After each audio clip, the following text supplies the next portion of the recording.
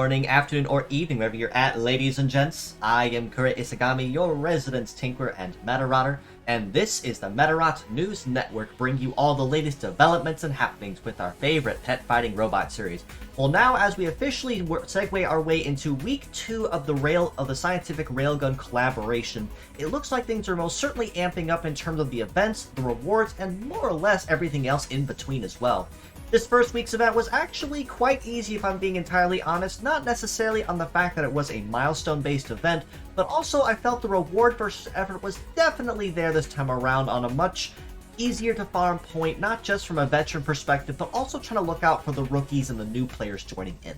And even then, as mentioned last week, Madokoto Twin and Mikoto Ace both started us off on a very powerful foot on what to expect of this collaboration going forward and going into it with new models, and the model that we're getting this week in week 2 of the collaboration is most certainly no exception to that.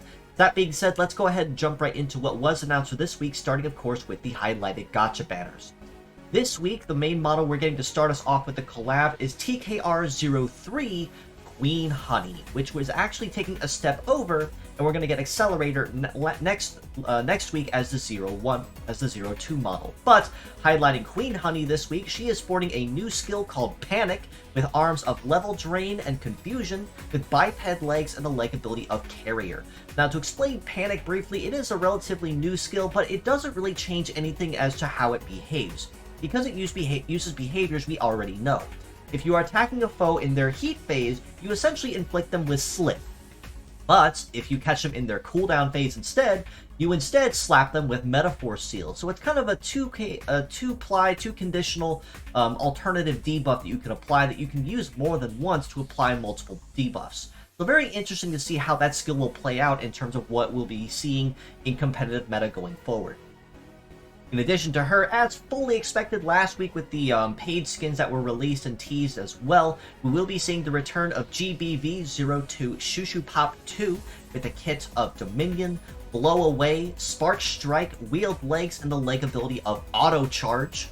After her, we have a very, very long-awaited Valkyrie type return and re-debut of VAL03 Noelle with a kit of Conceal, Thunder, Guard 500, biped legs, and the leg ability of All-Rounder, who can meta change into a flight-based form, exchanging her kit for one melee skill, 2 support skills, and a flight-based leg that makes her much more powerful and agile while in that form. And then lastly, everybody's favorite musical beetle type, BBT0 Colio Viola, with the kit of Charge Plant, Beam Sword, Charge Drain, biped legs, and the leg ability of Fairy Charge, which makes her more conventionally useful if you do need to find yourself making use of Metaforce reliant attacks, but for some reason can't quite fit full charge into the mix, which is completely understandable, given that for female models, we only have one model that actually gives it out permanently in the pool, and that is another Ori meta type Night Queen. Otherwise, all other versions of full charge, with the exception of Cross Messiah, are going to be in pickup banners exclusively. So more of a very hard skill to get a hold of, especially for female types, and Colio Viola in this case actually does spin that around and make it more conventionally able to do so. Naturally, the collaboration models will be the big ones to shoot for and aim for with your rubies and your resource prioritization. And of course, Madokoto Twin and Mikoto Ace will be sticking around yet another week. So if Queen Honey doesn't quite tickle your fancy this week and you have not had a chance to collect the first 2, don't fret, you still have the opportunity all the same. With the fierce battles we have this week, we have one particular returnee that we actually have not seen for nearly a year now, as I went back and had to check my dates again. And that is PCP0 Warheadley from Medarot Navi, with a kit of Optic Guard, Double Napalm, Tank Legs, and the leg ability of Heavy Arms. Behind him, we also have the return of 2 other popular band types from Medarot's Girls Mission, and that is GBD01 Blast Beat the Drummer, with a kit of Guard Boost, Double Break Hammer, Tank Legs, and the leg ability of Barrier, and the keyboardist type GBK01 Melody Beat, with Super Repair, Wave, Missile, Multi-Legs, and the leg ability of All-Rounder. Now, honestly, all three models we have this week are very solid and very good in conventional skills, one and the same. Blast Beat in particular for free Break Hammer, even if the arms are heavy. Melody Beat for multi-legs with All-Rounder, and currently, if I recall correctly, the only instance of Super Repair that's basically free that's not an event or limited pickup. So even though it is a 1-star model, it will be expensive to raise, but honestly, all three models have something that make them particularly worth going after all the same. But that being said, I still do have to give MVP of the week to Blast Beat, primarily for the fact that while heavy arms on tank legs can make them pretty solid, in the fact that they can comp stats that are relatively lower, such as low mobility, Break Hammer honestly is much more usable and readily usable right away for the fact of heavy punish and just how necessary it is on any competitively viable team you're going for. So that being said, all three are worth farming, but definitely put effort towards Blast Beat if you do find one specifically that I would prioritize over the rest. Now, as always, with the first wave of the event starting the expectations, this week we are getting 2 more super rare Medarots that are having collab skins and special abilities. This week, we'll be getting the official introduction of the new Medarot Marika, who we have seen in the story mode thus far, but have not officially had any information on who she is or what she does. But with her new skill as a Medarot that people can now use and collect, her skill will reduce the CG cost of any move that is CG reliant or even Metaforce in some cases by 30%. This means you can slap enemies with 70% Metaforce charge and not even need to have it completely built. In addition, if the Medarot she is equipped on is female, upon activating this skill, they also get a 50% boost to their evade, making them harder to hit and even harder to graze hits on or even land them in general. Medarot Iku, who we have seen a pretty fair number of times already, also is getting in on the fun with a collab skin, and his particular special bonus is buffing heat and cool stats relative to 70% of your charge. In addition, we'll also buff the cooldown of the left arm, or Drive C if it's a meta change capable bot, by 40% for that one turn it is activated. So honestly, both Medarots are very solid to get a hold of. Marika alone makes her very much so worth it, especially for Metaforce reliant teams that can make use of Metaforce spam more than once, or even want to fire it off quicker and try to catch the enemy off guard. This especially might be the case for female-based teams, mono-female, or even PvP that limits you exclusively to that. So I think she definitely would be the big priority model to shoot for if you are going after the Medarots. Now, much like we had with Cheerful Bunny 2 last week, this week we are getting a second commemorative collab skin to be introduced into the convenience store, which actually has not had a lot of skins added to the store for a while, so this is a very welcome addition. This time for Shushu 2, she is kind of dumping the steampunk dress and elegant ball gown dress setup and going more for the school uniform type of design, which looks kind of odd if I'm being real with you without the very large flowy dress and wheels on there, but it is still a very adorable skin all the same. And as mentioned, this is available in the convenience store, which means if you have the purple diamonds on hand to buy skins, you can pretty much go right in there at the start of this next week's cycle and pick it up right from day one without even having to grind or farm for it. Of course, that also means that if you do not have Shushu Pop 2, you will not be able to use the skin. It'll just look pretty in your library until you do collect her. So that is just a friendly reminder of that as well. With the event itself, again, this will be Wave 2 of the collaboration event, so the rewards are still going to keep coming.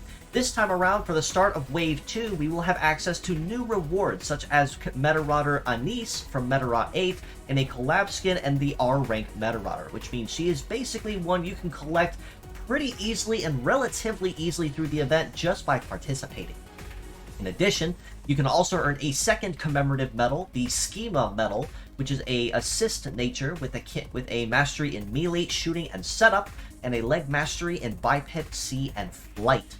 We also have access to earn yet another commemorative profile banner highlighting Queen Honey specifically, and more event tickets and diamonds that we can use to collect on rewards and resources. So as always, rewards and events like this are always worth going after and farming. So if you aren't doing anything in particular this week with your energy or your resources, definitely pull them towards the event specifically to maximize on what you earn and stock up on things that you've been running pretty low on.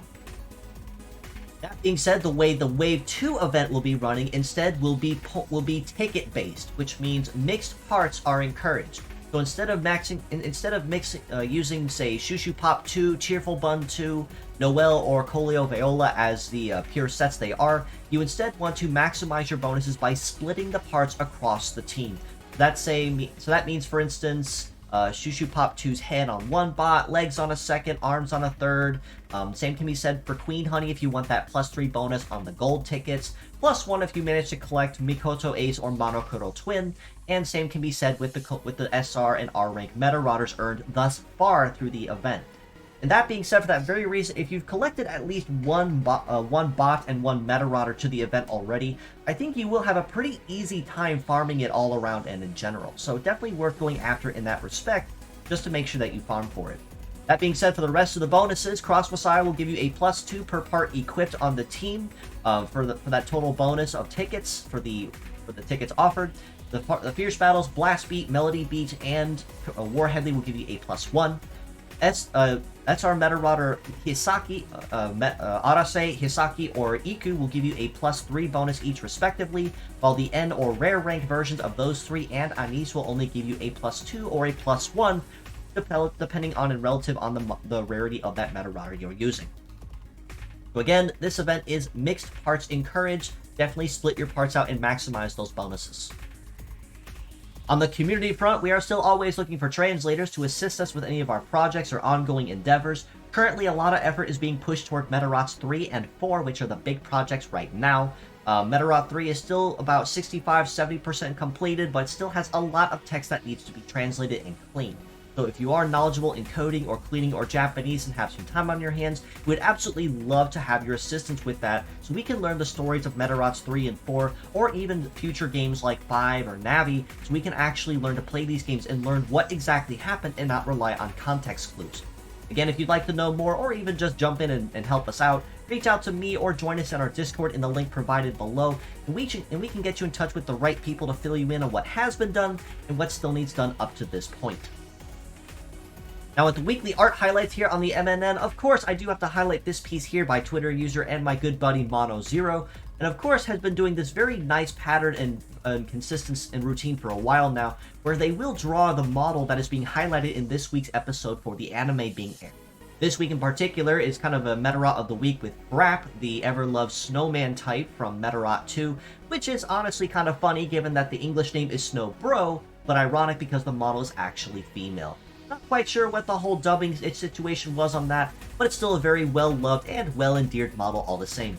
And of course, this piece here by Twitter user Kurojiri Medarot, who also is a good friend of mine, highlighting some line art that they did focusing on a very iconic Knight-type Stag Beetle type, Dorcas. Another very well-beloved model that is well-renowned both of the Medarotters of the JP and the EN community. Wonderful work to the both of you, and if you'd like to see more Medarot art in your feed, definitely give both of these people a follow. You most certainly will not be sorry for doing so.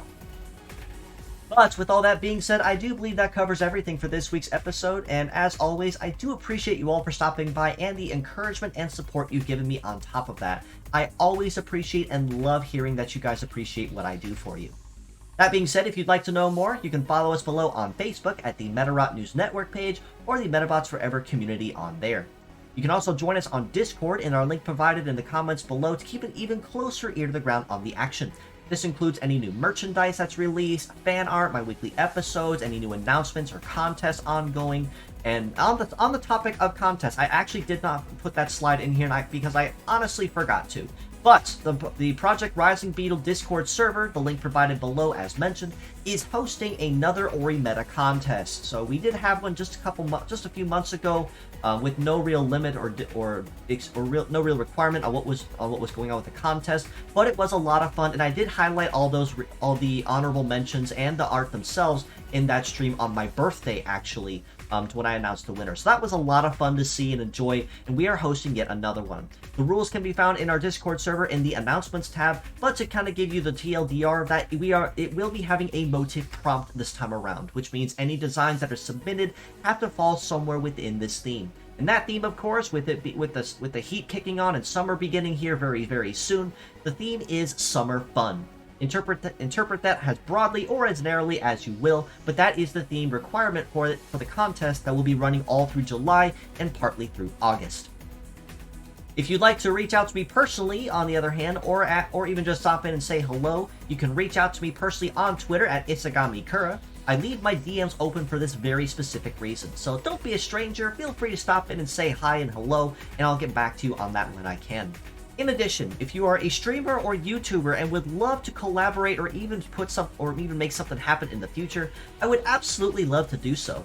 So feel free to reach out to me in those DMs and we can try to make something happen. Whether that means having you here with me on the MNN or me guest hosting with you on your channel. I would absolutely love to coordinate. And do also give these wonderful people a follow as well, very good friends of mine, Twitter user Hirano Kana S, who also is known as the mother of Medarot. Miss Kana is actually the one responsible for the story writing of Medarots 1 through 4, and up to recently was also in charge of a lot of the story arcs we've gotten in Medarot S, and only has recently stepped down. And as I do want to take a moment, Miss Kana, and say thank you again for all the wonderful love and effort you put into the series, and I absolutely recommend giving her a follow as well to show your support to the Medarot series and one of the people that made it happen. Just in general, not even just for the Japanese community, but just in general, gave us the wonderful things that we call Medarot today. And do also give my buddy Flintlock GP a follow as well for even more fun, amazing custom Medarot concepts and designs. I actually just recently, and those who follow me on Twitter will have already seen it, rendered one of his recent designs into 3D. It was a lot of fun to do. I really enjoyed doing that model, and definitely give him a follow if you'd like to see even more of his designs as he does tinker with them.